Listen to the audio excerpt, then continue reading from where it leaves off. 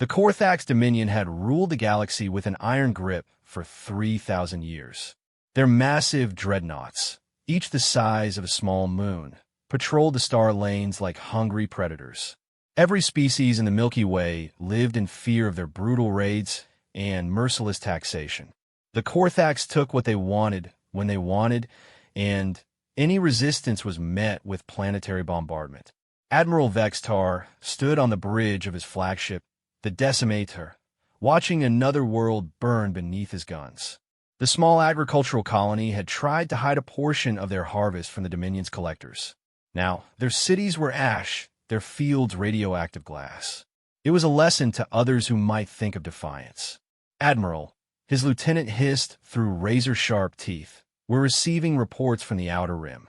The new species we discovered, the ones who call themselves humans, have refused our tribute demands.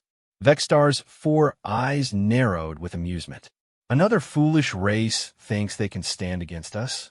How many ships do they have? Our scouts report their entire fleet consists of perhaps 200 vessels, mostly converted cargo haulers and mining ships. They have no warships worthy of a name. The Admiral's laughter echoed across the bridge like breaking glass. 200 rust buckets against our armada of 10,000? Send the Third Fleet to crush them. Make an example that will echo for generations.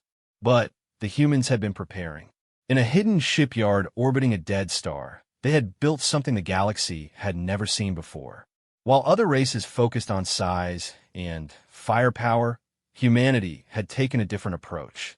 They called it the UES Retribution, and it was about to change everything. Captain Sarah Chun stood in the Retribution's command center, surrounded by her crew of Earth's finest. The ship was smaller than a Korthax destroyer, but what it lacked in size, it made up for in revolutionary technology. Humanity had spent 50 years reverse engineering every piece of alien tech they could find, improving upon it, and creating something entirely new. Captain, Korthax Third Fleet has entered the system, reported Commander Jackson from Tactical. 300 ships, including 2 dreadnoughts. She nodded calmly. Send the evacuation signal to the colonies. Then, activate the shadow field. The Retribution vanished from every sensor in the system, wrapped in a cloak of bent space-time that made it invisible to any known detection method. This was humanity's first innovation, perfect stealth technology that the galaxy's conquerors couldn't even imagine. The Korthax fleet spread out in standard intimidation formation, their massive ships blotting out the stars. Admiral Vextar, commanding the Third Fleet, broadcast his ultimatum across all channels.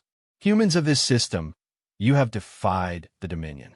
Surrender now, and only half your population will be taken as slaves. Resist, and we will turn your worlds to cinders. The colonies remained silent. No ships appeared to meet them.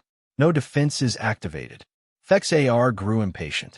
They hide like cowards, he snarled. Begin bombardment of their primary world. We'll teach them the price of defiance. As the dreadnoughts charged their main guns, the Retribution struck. Captain Chen's ship materialized behind the first dreadnought like a ghost becoming solid. Before the Korthax could react, humanity's second innovation activated, the quantum destabilizer. The weapon didn't destroy ships in any conventional sense.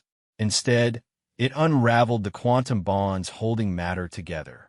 The mighty dreadnought simply ceased to exist, dissolving into its component atoms in seconds. Where once a kilometer-long warship had floated, now there was only an expanding cloud of particles.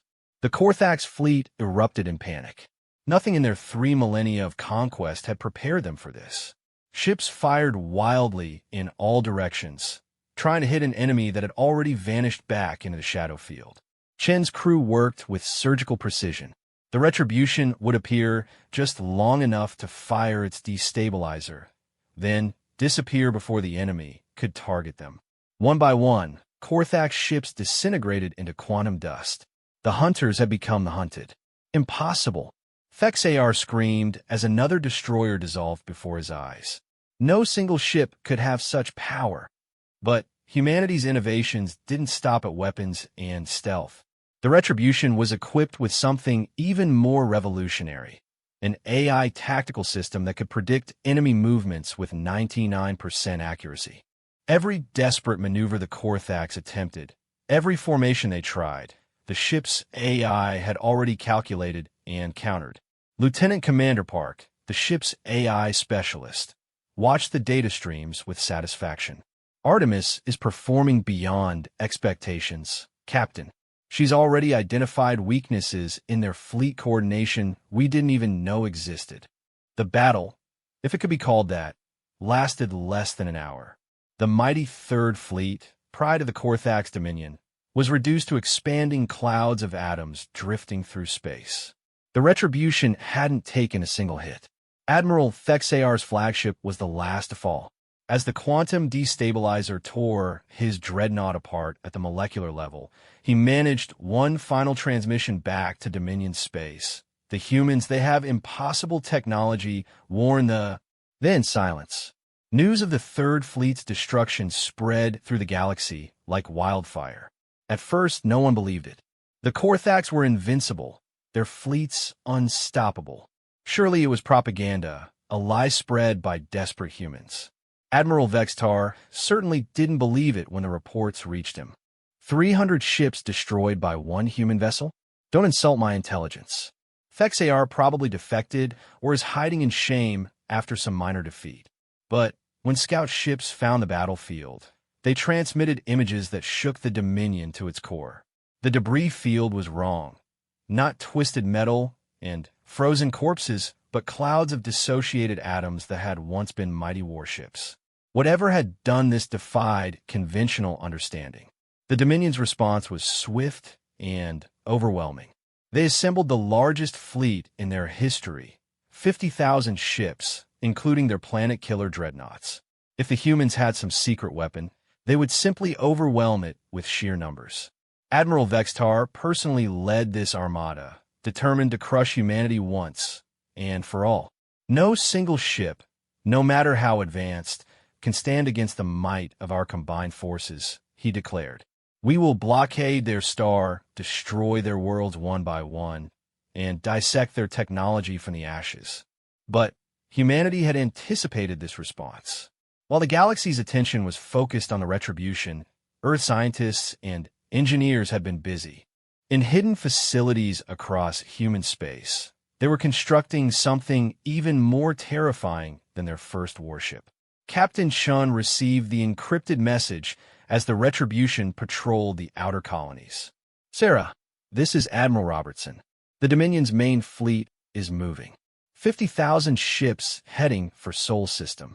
Think you can buy us another month? Chun smiled grimly. We'll do more than that, Admiral. Artemis has been analyzing their fleet movements. We've identified their supply lines, their communication hubs, their command structure. One ship might not be able to stop 50,000, but we can sure as hell make them bleed. What followed was a month of guerrilla warfare on a galactic scale. The Retribution would appear from nowhere, destroy critical supply convoys, then vanish. Command ships found themselves suddenly alone and dissolving. Communication relays went silent one by one. The Korthax had never faced an enemy they couldn't see, couldn't catch, couldn't understand.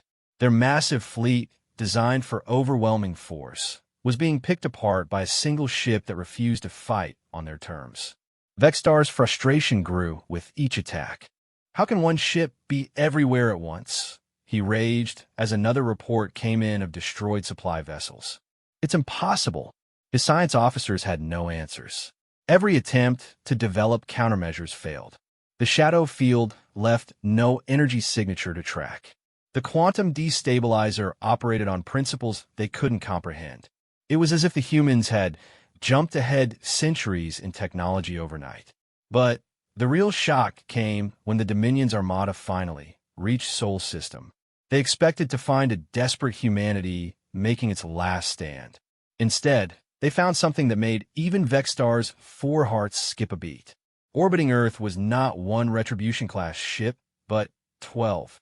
Captain Chen's voice echoed across every Dominion communication channel. Attention Korthax fleet. I am Captain Sarachun of the United Earth Ship Retribution. What you see before you represents just the beginning of humanity's response to your tyranny. You came to our galaxy as conquerors. You enslaved peaceful races. You destroyed countless civilizations. That ends today. Vextar tried to maintain his composure, but the sight of 12 of those impossible ships shook him. Still, he had 50,000 vessels. The odds were still overwhelming in his favor. Brave words from a dead species, he broadcast back. All ships attack formation. Destroy those abominations and burn their world. The battle that followed would be remembered as the Day of Falling Stars. The 12 Retribution-class ships didn't wait for the Korthax to reach Earth. They jumped to quantum speed, another innovation the Dominion couldn't match, and appeared scattered throughout the enemy armada. Each human ship became a whirlwind of destruction. They would materialize, fire their destabilizers in all directions, then vanish before return fire could arrive. The Korthax fleet's own size worked against them. They couldn't maneuver without colliding with each other, couldn't fire without risking friendly fire. Commander Jackson coordinated the assault from the original Retribution. Phoenix and Nemesis take out their left flank command ships. Warrior and Vengeance hit their supply train. Everyone else, focus on the dreadnoughts. Don't give them time to organize. The human ships worked with perfect coordination, their AI systems linked in a network that made them fight as one organism with 12 bodies. They carved through the Dominion fleet like surgical scalpels, each strike precisely calculated for maximum psychological impact. But humanity had saved its greatest surprise for last. As the Korthax fleet reeled in chaos, trying desperately to respond to enemies that wouldn't stay still long enough to target, a 13th ship appeared. This wasn't a Retribution-class vessel. It was something else entirely. Larger, stranger, its hull covered in geometric patterns that seemed to shift and change. The UES Prometheus, humanity's ultimate creation. Admiral Robertson's voice replaced Captain Chen's on the communication channels. Admiral Vextar, I am Admiral James Robertson of United Earth Command. Your fleet is beaten. Your Empire's reign of terror is over. We offer you this one chance. Surrender unconditionally, and we will spare your remaining ships. Vextar's response was a wordless scream of rage. He ordered every ship to concentrate fire on the Prometheus, hoping to destroy whatever new horror the humans had created. Thousands of energy beams and projectiles converged on the strange ship. Then, impossibly, they stopped. The attacks didn't impact shields or armor. They simply froze in space, suspended in a bubble of altered time around the Prometheus. Temporal manipulation, whispered Vextar's chief scientist. They've learned to control time itself. The Prometheus pulsed with an eerie light. The frozen attacks suddenly reversed course, accelerating back toward the ships that had fired them. The Korthax fleet was devastated by its own weapons. Thousands of ships destroyed in seconds by their own reflected firepower. But the Prometheus wasn't done. It began to sing. There was no other word for the harmonic frequencies that emanated from its hull. The sound penetrated every ship, every mind in the Korthax fleet. It wasn't painful, but it was overwhelming, carrying with it something the warriors of the Dominion had never experienced: empathy. In that moment, every Korthax in the fleet felt what their victims had felt. 3,000 years of pain, fear, and desperation flooded through their minds. They experienced the terror of children watching their parents taken as slaves, the anguish of entire species wiped out for refusing tribute, the hopelessness of civilizations ground beneath the Dominion's heel. Many went mad. Others fell to their knees, overwhelmed by the horror of what they had done. Ship after ship stopped fighting, their crews incapacitated by the weight of their empire's crimes. Admiral Vextar was one of the few who remained standing, though tears of a strange, phosphorescent fluid leaked from all four of his eyes. "What have you done to us?" he whispered. Admiral Robertson's reply was calm, almost gentle. "We've given you something your species lost long ago, the ability to understand the pain you cause. This is humanity's gift to the galaxy. We could have destroyed you all, but we choose another path. Your empire ends not in fire, but in understanding." The surrender was total. Across the galaxy, as news spread of the Dominion fleet's defeat, enslaved races rose up. But they found their oppressors already broken, kneeling in grief for crimes they finally understood. The Korthax Dominion, which had ruled through fear for 3 millennia, collapsed in a single day. Captain Shin stood on the observation deck of the Retribution, watching Korthax ships power down their weapons one by one. Commander Jackson joined her, both of them exhausted but victorious. "Think we did the right thing?" Jackson asked. "We could have wiped them out completely." Shin nodded slowly. "Destruction is easy. What we did, forcing them to understand, to feel empathy, that's the harder path. But it's the human path." In the weeks that followed, humanity revealed the truth that the galaxy found hardest to accept. The 13 ships they had seen weren't their entire fleet. They weren't even a significant fraction.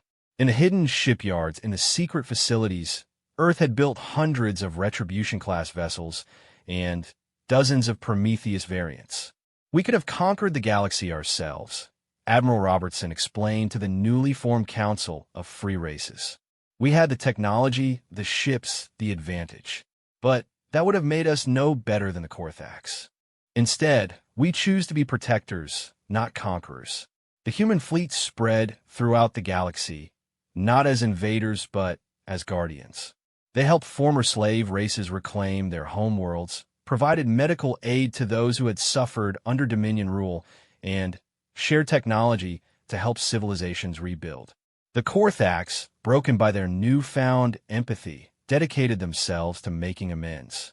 Their advanced technology, once used for oppression, was repurposed for reconstruction. Many took vows of service, spending their remaining years trying to undo a fraction of the harm they had caused. As for the secret of humanity's rapid technological advancement, that remained carefully guarded.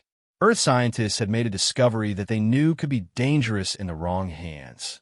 A way to tap directly into the quantum foundation of reality itself, to rewrite the laws of physics in localized areas. It was power that could reshape the galaxy or destroy it.